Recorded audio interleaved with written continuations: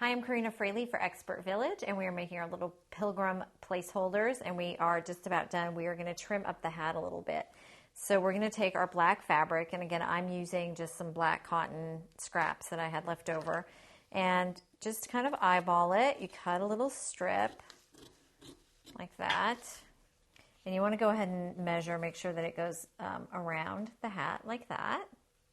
And then I want it a little thinner. I don't want it quite that thick. So you just take your scissors and you cut it like that. This is a really easy project. Kids can manage this project very easily. But again, be sure that you help them if they're going to use the glue gun. So you wrap it around like that, and you just glue it down. And now we're going to add the buckle, and we're going to do that with paint. It's the easiest way to do it. So I'm going to go ahead and use white paint. Take your paintbrush, dip it in there, and then just carefully make a little buckle.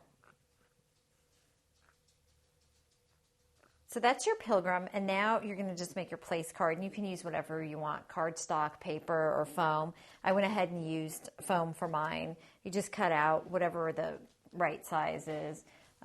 Just kind of eyeball it, and I already have one for my little one here. This one's a little smaller, and I wrote my name on it just with a marker. And so you just lean it up against there, and you have a very adorable little placeholder.